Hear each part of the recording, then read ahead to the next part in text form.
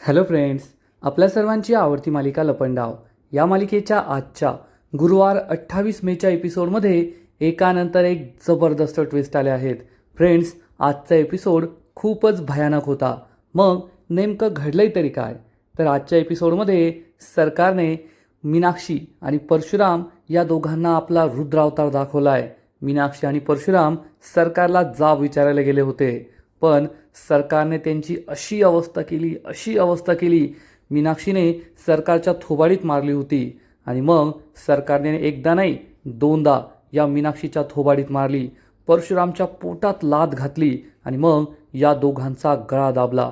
शेवटी या दोघांनी हार मानली आणि सरकारच्या पायावर नाक रगडून सरकारची माफी मागितली. आणि दुसरीकडे सखी शुद्धीवर आली आहे, पण सखीचा मूर्खपणा काही गेलेला नाही आहे. सखी सरकार आणि कान्हा या दोघांना एकाच पारड्यात ठेवतीये. जशी सरकार खोटी तसा कान्हा खोटा. त्यामुळे मला आता या दोघांशीही संबंध ठेवायचे नाही आहेत असं या सखीने ठरवलंय. मग हे सगळं नेमकं घडलं तरी कसं हे जाणून घेण्यासाठी हा व्हिडिओ शेवटपर्यंत नक्की पहा. फ्रेंड्स, आजच्या एपिसोडच्या सुरुवातीलाच सरकार मस्तपैकी जेवण करत असते आणि त्याच वेळेस परशुराम आणि मीनाक्षी तेथे येतात.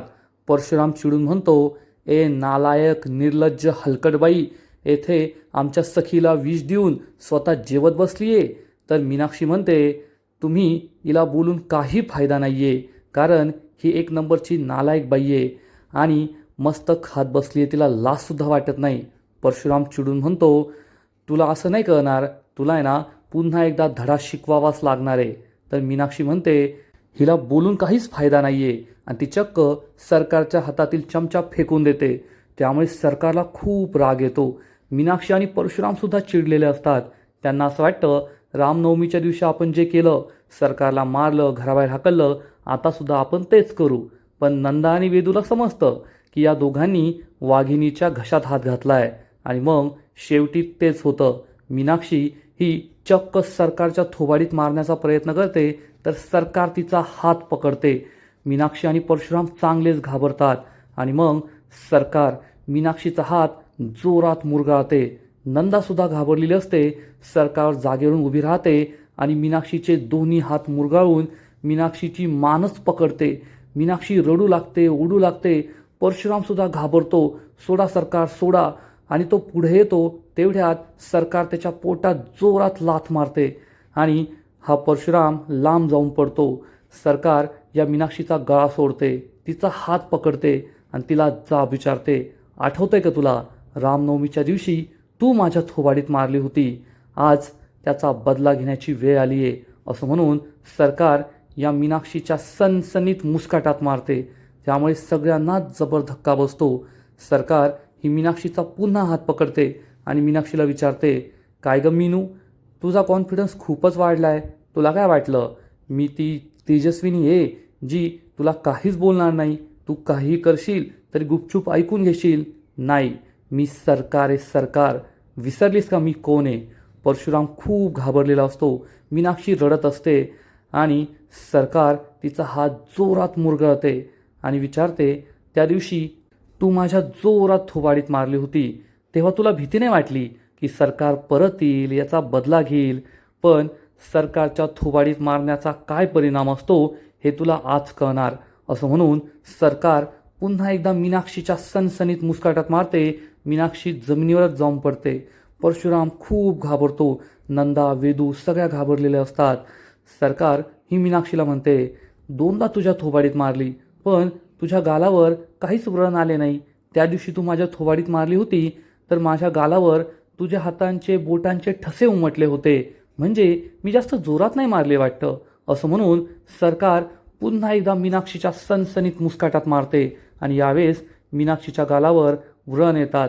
परशुराम पुढे येतो तर सरकार चक्क त्याचा गळा पकडते आणि जोरात त्याचा गळा दाबते आणि परशुरामला विचारते, तुला आठवतंय का तू काय म्हणाला होतास ना, सरकार तुम्ही नेहमी माझी लायकी काढत आला, पण तुमची लायकी काय आहे? आज मी तुला विचारते, तुझी लायकी काय? असं म्हणून सरकार परशुरामचा गळा जोरात दाबत असते. परशुरामला खूप त्रास होतो. मीनाक्षी त्याला वाचवायला पुढे येते तर सरकार मीनाक्षीचाही गळा दाबते आणि इतक्या जोरात दाबते की या दोघांना श्वाससुद्धा घेता येत नाही. काही क्षणात या दोघांचा जीव जाईल अशी परिस्थिती निर्माण होते. नंदा घाबरलेली असते, वेदू घाबरलेली असते, पण सरकार या दोघांचा गळा काही सोडत नाही. सरकार ही मीनाक्षीला म्हणते, जर तुला तुझ्या नवऱ्याचा जीव वाचवायचा असेल ना, तर माझ्या पायावर नाक रगडून माफी मागायची. ती मीनाक्षीचा गळा सोडून देते. मीनाक्षी खाली बसते, ढसाढसा रडू लागते. सरकार परशुरामचा गळा आणखीन जोरात दाबते. मीनाक्षीचा नाईलाज होतो आणि मीनाक्षी सरकारच्या पायावर नाक रगडून सरकारची माफी मागते. सरकारला खूप आनंद होतो. सरकार परशुरामचा गळा सोडून देते. परशुराम आणि मीनाक्षी दोघे तिच्या पायाशी पडतात. सरकार खुर्ची घेते आणि या खुर्चीवर बसते. मीनाक्षी आणि परशुराम दोघे तिच्या पायाजवळ असतात. सरकार म्हणते, आज मला परत खूप भारी वाटतंय. जुने दिवस आठवले, जेव्हा तुम्ही असेच माझ्या पायाशी बसून राहायचा, आणि आजसुद्धा परत तेच दिवस आले आहेत. मीनाक्षी आणि परशुराम खूप घाबरलेले असतात. आज त्यांच्या आयुष्यातला सगळ्यात वाईट दिवस असतो. सरकार म्हणते, आता आहे ना, तुम्हाला या घरात जागा नाही आहे. तुम्ही दोघांनी आज रस्त्यावर यायचं, रस्त्यावर भीक मागायची. मीनाक्षी परशुरामला जबर धक्का बसतो. सरकार वेदूला हाक मारते. वेदू सरकारजवळ येते. सरकार तिला खाली वाकायला सांगते. वेदू खाली वाकते. सरकार तिचा चष्मा काढते आणि फेकून देते आणि म्हणते, वेदू, सगळ्यांची वेळ येणार, आज या दोघांची आणि मग लवकरच तुझी. वेदूसुद्धा रडत असते, खूप घाबरलेली असते. सरकार सांगते, आत्ताच्या आत्ता जायचं, या दोघींच्या बॅगा घेऊन यायच्या. वेदू ही बॅगा घ्यायला जाते. परशुराम विचारतो, सरकार आमच्या बॅगा कशाला? तर सरकार त्याला घाबरवते. परशुराम खूप घाबरतो आणि सरकार म्हणते, तुमच्या बॅगा? कारण मी तुम्हाला या घराबाहेर काढणार आहे. आठवतंय का, रामनवमीच्या दिवशी तुम्ही मला माझ्याच घरातून बाहेर काढलं होतं, आणि तुम्हाला काय वाटतं, तुम्ही विसरलात? पण मी नाही विसरले. मी सुद्धा तास तुम्हाला या घराबाहेर काढणार आणि आज तुम्ही रस्त्यावर बसून भीक मागणार. हे ऐकून नंदा खूप खुश होते आणि जोरजोरात टाळ्या वाजू लागते. सरकार खुश असते. मीनाक्षी आणि परशुराम रडत असतात. आणि इकडे हॉस्पिटलमध्ये कान्हा ICUच्या बाहेर एरझऱ्या मारत असतो. सखीला बरं वाटेल की नाही, सखी शुद्धीवर येईल की नाही, या विचाराने तो खूप घाबरलेला असतो. तेवढ्यात गौतम त्याच्यासाठी पाणी घेऊन येतो. त्याला समजावून सांगतो, कान्हा पाणी पी, असं फेऱ्या मारून काही होणार नाही आहे. सखी लवकरच शुद्धीवर येईल, तिला काही होणार नाही. कान्हा म्हणतो, काका मला खूप काळजी वाटते. सखी मॅडम लवकर बऱ्या तर होतील ना, त्यांना शुद्ध तर येईल ना. गौतम त्याला समजावून सांगतो, नको काळजी करू, सगळं ठीक होणार आहे. तर कान्हा म्हणतो, मला याची भीती वाटते की जेव्हा सखी मॅडमला शुद्ध येईल तेव्हा हा धक्का तर त्या पचवतील. इतक्या दिवस त्या ज्या व्यक्तीला आई मानत होत्या, ती व्यक्ती खोटारडी आहे, त्यांची आई नाही, सरकार आहे. पण त्यांना किती दुःख होईल जेव्हा त्यांच्या लक्षात येईल की त्यांची खरी आई तेजस्विनी आज या जगात नाही आहे. कान्हाला खूप वाईट वाटत असतं. गौतम त्याला समजावून सांगतो, सखीला सावरायला वेळ लागणार आहे, पण त्याआधी आपल्याला स्वतःला सावरावं लागेल, आणि त्याही आधी तुला स्वतःला सावरावं लागेल. ज्या दिवशी तू स्वतःला सावरशील ना, तू सखीला नक्कीच सावरू शकशील. कान्हाला सुद्धा हे पटतं. आणि तेवढ्यात कान्हाला अपर्णाचा कॉल येतो. कान्हा फोन उचलतो. अपर्णा विचारते, कुठेस तू कान्हा, मला तुझी खूप आठवण येते. तर कान्हा सांगतो, आई मी जवळच आहे, येतो थोड्या वेळात.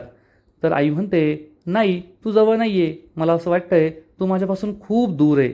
तर कान्हा सांगतो, नाही आई मी जवळ आहे, येईल थोड्या वेळात.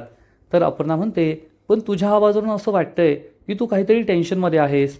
सांग काय झालंय, माझ्यापासून काही लपू नकोस. तर कान्हा सांगतो, सखीला थोडं बरं नव्हतं म्हणून मी तिला हॉस्पिटलमध्ये घेऊन आलो आहे. अपर्णा चांगलीच घाबरते आणि विचारते, सखीला बरं नाही आहे? काय झालं सखीला? सखी सिरियस आहे का? तू तिला हॉस्पिटलमध्ये घेऊन गेलास का? मला हॉस्पिटलचा पत्ता सांग, येते मी तेथे. कान्हा तिला समजावून सांगतो, आई असं काही नाही आहे, रुटीन चेकअपसाठी आम्ही आलो आहे, तू टेन्शन घेऊ नको, मी थोड्या वेळात घरी येतो, मग आपण बोलूया. असं म्हणून कान्हा फोन कट करतो. पण अपर्णाला खूप काळजी वाटत असते. अपर्णा म्हणते, नाही कान्हाच्या आवाजातून मला असं वाटतंय की सखी सिरियस आहे. मी आत्ताच्या आत्ता बाबांच्या मंदिरात जाते आणि सखीसाठी त्यांच्याकडे प्रार्थना करते. असा विचार करून अपर्णा घराबाहेर पडते. आणि इकडे वेदू परशुराम आणि मीनाक्षीच्या बॅगा घेऊन येते आणि त्यांच्या समोर ठेवते. सरकार या दोघांना ठणकावून सांगते, बॅगा उचलायच्या आणि आत्ताच्या आत्ता इथून बाहेर निघायचं. आजपासून तुम्हाला या घरात जागा नाही. मीनाक्षी खूप घाबरते, पण परशुराम मात्र शांत असतो. सरकार या दोघांना विचारते, तुमच्या दोघांचे मोबाईल तर फुल चार्ज आहेत ना? या दोघांना काहीच कळत नाही. सरकार म्हणते, असं काय पाहताय? आत्ता तुम्ही घराबाहेर पडल्यावर तुम्हाला एक मेसेज येईल, बँकेचा मेसेज, की तुमचे बँक अकाउंट फ्रीज केले आहेत. त्यामुळे बँकेतून तुम्ही 1 रुपयासुद्धा काढू शकणार नाही. डोक्यावर छतही नसेल आणि खायला एक दाणासुद्धा नसेल. एक पैसा तुमच्याजवळ नसेल. मग तुमचे काय हाल होतील ना, हे लक्षात ठेवा. परशुराम आणि मीनाक्षीला मोठा धक्काच बसतो. सरकार या दोघांना आठवण करून देते. आठवतंय का, रामनवमीच्या दिवशी तुम्हीसुद्धा मला असंच घराबाहेर काढलं होतं. माझ्याकडे एक पैसा नव्हता, राहायला घर नव्हतं, फक्त अंगावरचे कपडे होते आणि तुम्ही मला घराबाहेर काढलं. आज तुमची हीच अवस्था होणार आहे. मीनाक्षी रडू लागते आणि म्हणते, सरकार प्लीज आम्हाला घराबाहेर काढू नका, असं करू नका. तर परशुराम म्हणतो, बस झालं मीनाक्षी, ह्या बाईसमोर उगाच हात जोडू नको. हिच्यासमोर लाचारी करण्याची गरज नाही आहे. मीनाक्षी गप्प बसते. तर सरकारला खूप राग येतो आणि सरकार चक्क परशुरामची गचंडी पकडते आणि विचारते, काय बोललास? हिच्यासमोर? हिच्यासमोर नाही, ह्यांच्यासमोर. नीट बोलायचं माझ्याशी. परशुराम घाबरून म्हणतो, सॉरी सरकार, ह्यांच्यासमोर. सरकार त्याला सोडून देते आणि विचारते, काय रे, तुला एवढा कॉन्फिडन्स काय आला आहे? परशुराम, स्वाभिमान अँड ऑल. खरंच आय एम इम्प्रेस्ड. खरंच खूप भारी बोलतोयस तू. आज पहिल्यांदा मी तुझ्या स्वाभिमान पाहिला. पण मला एक गोष्ट सांग, तू या घरातून बाहेर पडल्यावर कुठे जाणार आहे? कोणत्या घराचे दरवाजे तुझ्यासाठी उघडे असणार आहे? तेवढ्यात नंदा म्हणते, अगं आहे ना, एका व्यक्तीच्या घराचे दरवाजे उघडे असतील ना, कबीरचे. सरकार म्हणते, अरे हो, पण कबीर तरी यांना घरामध्ये का घेईल? तर नंदा म्हणते, अगं तो कबीर किर्लोस्कर किती श्रीमंत आहे, तो नक्कीच यांना आपल्या घरामध्ये घेईल. मीनाक्षी आणि परशुराम हे ऐकत असतात. तर सरकार म्हणते, खरं आहे तुझं, श्रीमंत आहे तो घेईल यांना घरामध्ये. पण तुला आठवतंय का, जेव्हा मी त्या कबीर किर्लोस्करचं सत्य यांच्यासमोर आणलं होतं, तेव्हा हे दोघे त्या कबीरला काय काय बोलले होते, त्याची कशी कशी लायकी काढली होती. परशुराम आणि मीनाक्षीला आठवतं की खरंच या दोघांनी कान्हाला नाही नाही ते सुनावलं होतं. सरकार म्हणते, एकतर त्याला ते सगळं आठवेल. आणि तुला आठवतंय का, ती कबीरची आजी, ती राजलक्ष्मी किर्लोस्कर, ती यांना घरात घेईल का? ती बाई किती डेंजर आहे, माझ्यापेक्षा डेंजर. ती यांना काही घरात घेणार नाही. आणि हे ऐकून मीनाक्षी आणि परशुराम चांगलेच घाबरतात. परशुरामचा कॉन्फिडन्ससुद्धा पूर्ण जातो. त्याला समजतं या घराबाहेर आपलं काही खरं नाही. आणि मग परशुराम सरकारजवळ येतो आणि सरकारला सॉरी म्हणतो. सरकार विचारते, काय काय बोललास तू? मला तर काय ऐकूच नाही आलं. मावशी, तुला ऐकू आलं का? तर नंदा म्हणते, नाही बाय, मला तर काहीच ऐकू नाही आलं. आणि मग पुन्हा एकदा परशुराम म्हणतो, सॉरी सरकार, आम्हाला माफ करा. मीनाक्षी रडत असते. सरकार ही पुन्हा एकदा या परशुरामची गचंडी पकडते आणि त्याला म्हणते, तू जेव्हा इथे आला होतास ना, आणि जेव्हा मला म्हणालास नालायक, निर्लज्ज, हलकट बाई, ते ज्या आवाजात बोलला ना, त्या आवाजात बोलायचं. मला ऐकू येत नाहीये. परशुराम हात जोडतो आणि म्हणतो, सॉरी सरकार, आम्हाला माफ करा, पण आम्हाला घराबाहेर काढू नका. मीनाक्षीसुद्धा हात जोडते, ढसाढसा रडू लागते. सरकार म्हणते, प्लीज, जोरात प्लीज बोलायचं. परशुराम म्हणतो, प्लीज सरकार, आम्हाला या घरात राहू द्या, आम्हाला घराबाहेर काढू नका. सरकार खूप खुश होते आणि आपल्या खुर्चीवर जाऊन बसते. नंदाला सुद्धा आनंद झालेला असतो. आणि मग सरकार परशुराम आणि मीनाक्षीला सांगते, आत्ताच्या आत्ता उठाबशा मारायच्या. या दोघांना मोठा धक्काच बसतो. नंदा विचारते, हे काय? तर सरकार तिला सांगते, तुला आठवतंय का, आपण शाळेत जायचो आणि मुलं काही चूक करायचे तेव्हा आपल्या टीचर आपल्याला अशीच शिक्षा द्यायच्या, उठाबशा काढायला सांगायच्या. परशू, चल उठाबशा सुरू कर. परशू खूप घाबरतो आणि म्हणतो, सरकार. तर सरकार म्हणते, बॅगा उचल आणि निघ घराबाहेर. परशुरामचा नाईलाज होतो आणि परशुराम चक्क उठाबशा मारत असतो. आणि नंदा 1, 2, 3, 4 असे आकडे मोडत असते आणि बिचारा परशुराम उठाबशा मारत असतो. मीनाक्षी ढसाढसा रडत असते. फ्रेंड्स, आजचा एपिसोड खरंच खूप खतरनाक आहे आणि सरकारचा मीनाक्षी आणि या परशुरामवरचा हा अत्याचार पाहून तुम्हाला सुद्धा खरंच खूप वाईट वाटेल. हे दोघे एवढी लाचारी का करताय असंही तुम्हाला वाटणार. सरकार या दोघांना ठणकावून सांगते, जर तुम्हाला या घरात राहायचं असेल तर माझे गुलाम म्हणून राहावं लागेल, माझ्या टीममध्ये राहावं लागेल, मी जे सांगेल, जसं सांगेल तसं वागावं लागेल, तसं बोलावं लागेल आणि त्याची सुरुवात आत्ता करायची. जायचं, तो तेजस्विनी, सखी आणि कान्हाचा फोटो भिंतीवरून खाली उतरवायचा. परशुराम आणि मीनाक्षी या फोटोजवळ जातात आणि हा फोटो भिंतीवरून खाली उतरवतात. त्यामुळे सरकारला खूप आनंद होतो, सरकार खूप खुश होते.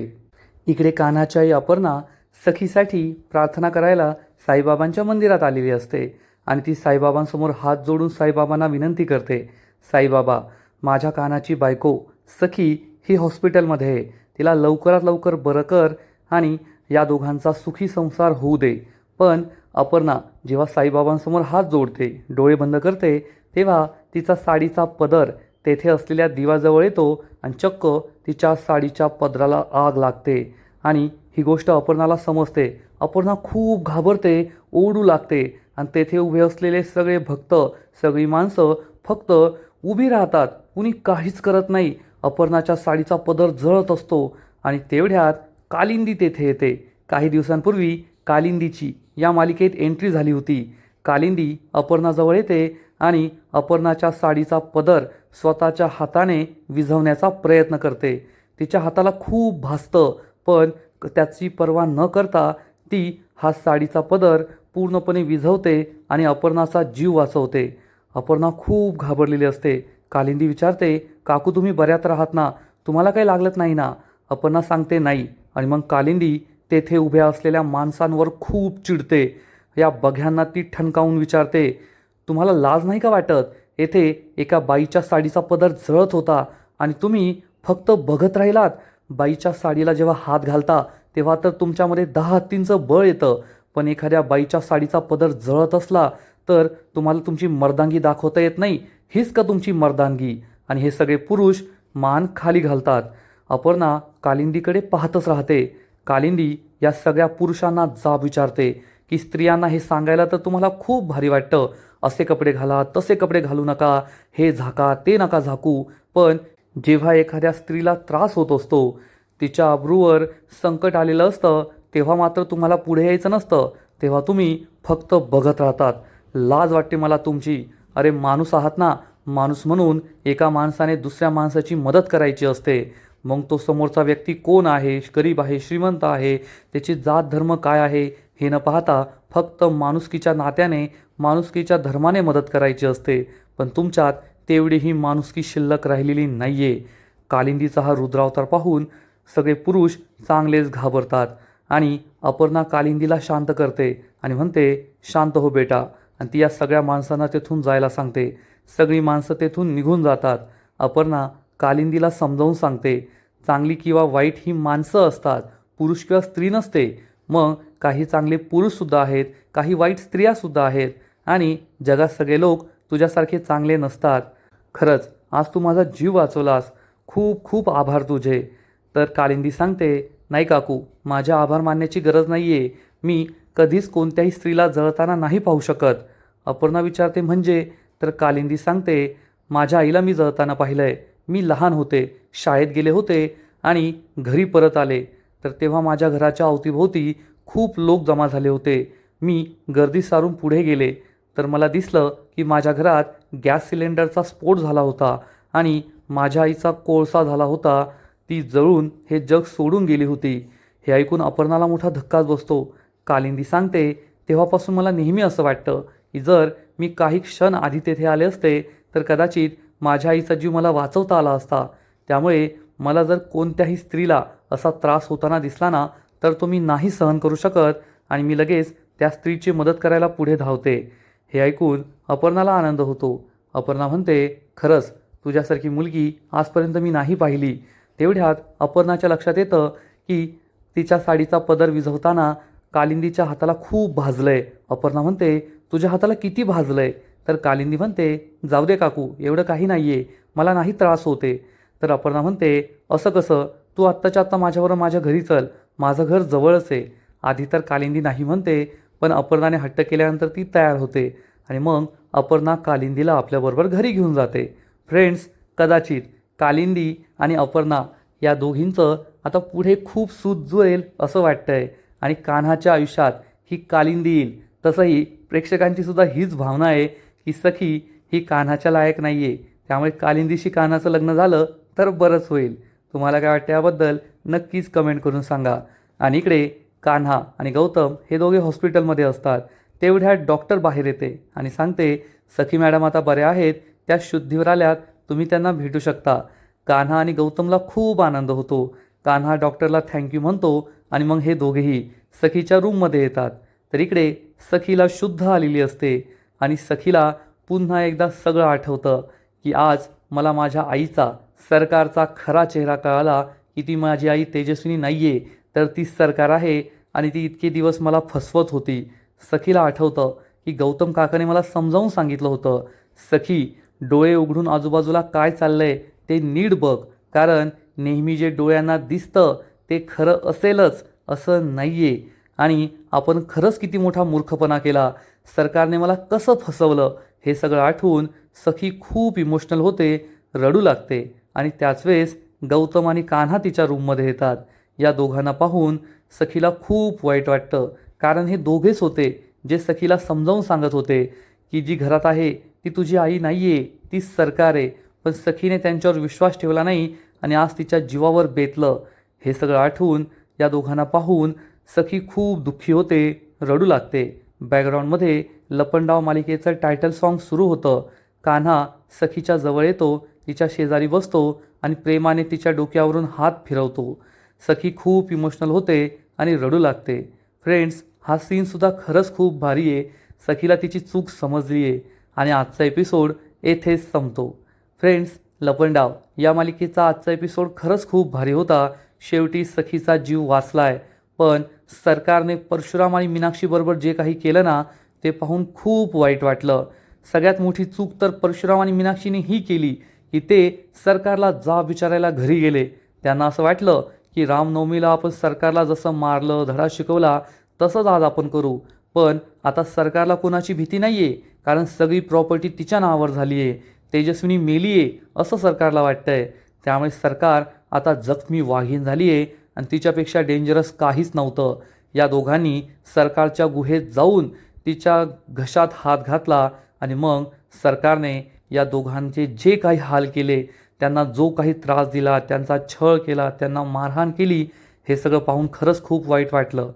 फ्रेंड्स, लपंडाव या मालिकेचा आजचा एपिसोड तर भारी होता, पण पुढील एपिसोड आणखीन भारी असणारे, आणखीन मोठा ट्विस्ट या मालिकेत येणारे. मग नेमकं घडणार तरी काय? तर पुढील एपिसोडमध्ये आपण पाहू की सखी ही बरी झाल्यानंतर आपल्या घरी परत जाईल आणि मग सरकार ही तिला ठणकावून सांगेल, सखी आज माझ्याकडे पैसा आहे, संपत्ती आहे, ऐश्वर्य आहे, जे हवंय ते सगळं आहे. मी या कामत एम्पायरची मालकीण आहे आणि तुझ्याकडे काय? तू तर भिकेला लागली आहे, तुझ्याकडे काहीच नाही आहे. आता रस्त्यावर भीक मागण्याची वेळ तुझ्यावर आली आहे. पण सखीचा कॉन्फिडन्ससुद्धा वेगळ्याच लेव्हलवर असेल आणि सखी ही सरकारला ठणकावून सांगणार, सरकार माझ्यावर भीक मागण्याची वेळ नाही आली आहे, कारण माझ्या आईबापांनी माझ्यावर संस्कार केले आहेत, मला कष्ट करायला शिकवलं आहे आणि कष्ट करायला कसली लाज. तुमच्यासारख्या बायकांना दुसऱ्यांनी कष्ट करून कमवलेली संपत्ती लुबाडण्याची सवय असते, पण माझ्या आईबाबांनी स्वतःच्या कष्टाने हे कामत एम्पायर उभं केलं होतं आणि माझ्यासुद्धा तीच धग आहे, मी सुद्धा ते करू शकते. त्यामुळे मी नोकरी करणार, स्वतःच्या कुटुंबाचं पोट भरणार. मला रस्त्यावर भीक मागण्याची गरज नाही आहे, कारण कष्ट करायला कसलीच लाज नसते, हे माझ्या आईबाबांनी मला शिकवलं आहे. तुम्हाला ते नाही कळायचं, कारण दुसऱ्यांचं लुबाडायचं, ओरबडून घ्यायचं हीच तुमची लायकी. हे ऐकून सरकार हसू लागेल, कारण सरकारला काही फरक पडणार नाही. शेवटी परशुराम जे म्हणाला होता ते खरं आहे, नालायक, निर्लज्ज, हलकडबाई. आणि अशा लोकांना काहीही सांगा, काहीही बोला, कसलाही फरक पडत नाही. ते गेंड्याच्या कातडीचे असतात, त्यांना काहीच फरक पडत नाही. सरकार ही हसत असेल, सखी घराबाहेर पडणार, कान्हा तिला भेटणार. कान्हा हा सखीला समजवण्याचा प्रयत्न करेल, सखी मॅडम आता माझ्याबरोबर माझ्या घरी चला, आपण दोघे नवरा बायको आहोत. पण सखी खरंच डोक्यावर पडली आहे, विष तिच्या पोटात गेलं, पण तिच्या मेंदूवर परिणाम झाला आहे असंच वाटतंय. सखी कान्हाला जे काही बोलणार ना ते ऐकून तुम्हालासुद्धा खूप राग येईल. सखी कान्हाला म्हणेल, तू कोणत्या हक्काने मला तुझ्या घरी यायला सांगतोय आणि तू माझा कोण आहे? तुझा आणि माझा काही संबंध नाही आहे. मी तुझ्या नावाचं मंगळसूत्र गळ्यात घालते याचा अर्थ मी तुझी बायको आहे, तुझ्याबरोबर राहायला यावं असं होत नाही. कारण तुझ्यात आणि सरकारमध्ये काहीच फरक नाही आहे. सरकार खोटारडी तसा तू खोटारडा. सरकारने माझी प्रॉपर्टी मिळवण्यासाठी हे सगळं केलं, तसंच तू सुद्धा माझी प्रॉपर्टी मिळवण्यासाठी माझ्याशी खोटं वागलास. त्यामुळे मी तुझ्याबरोबर येणार नाही आहे. जोपर्यंत मी तुला आणि सरकारला तुमची खरी जागा दाखवून देत नाही तोपर्यंत मी शांत बसणार नाही. आता तुम्हाला सखीचं एक नवीन रूप पाहायला मिळणार आहे. तुम्हाला एक स्वाभिमानी सखी पाहायला मिळणार आहे. हे सगळं ऐकून कान्हाला जबर धक्काच बसेल. म्हणजे सखीने आता सरकार आणि कान्हाला एकाच पारड्यात ठेवलंय. दोघांना ती सारखंच आहे असं म्हणतीये. पण फ्रेंड्स, कधी कधी असं वाटतं की सखीची सुद्धा चूक नाही आहे. कारण सखीने कान्हाला विचारलं होतं, तू माझ्या आयुष्यात का आला होता? तू हे सगळं का केलंस? तेव्हा कान्हाने तिला हे सांगितलं की मला तुमची प्रॉपर्टी हवी होती म्हणून मी आलो. पण जर कान्हाने सखीला आपल्या घरी नेलं, राजलक्ष्मी अपर्णा यांची भेट घालून दिली, मग देवदत्तची सगळी स्टोरी सांगितली की सरकारने माझ्या बाबांचा खून केला होता म्हणून मी हे सगळं केलं, मी खुनाचा बदला घ्यायला आलो होतो, तर कदाचित सखी त्याच्यावर विश्वास ठेवेल, त्याला माफ करेल. पण कान्हा हे काहीच सांगत नाही. आणि जोपर्यंत कान्हा हे सत्य सांगत नाही तोपर्यंत सखीला तो चुकीचाच वाटणार. कारण सरकारने सुद्धा प्रॉपर्टीसाठी हे सगळं केलं आणि कान्हाने सुद्धा प्रॉपर्टीसाठी हे सगळं केलं. मग सखी त्याच्यावर विश्वास कसा ठेवणार? तर तुम्हाला याबद्दल काय वाटतं नक्कीच कमेंट करून सांगा.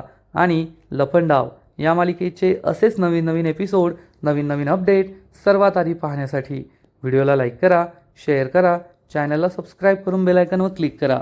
म्हणजे लपंडाव या मालिकेचे नवीन नवीन एपिसोड तुम्हाला सर्वात आधी पाहायला मिळतील. खूप खूप खूप धन्यवाद.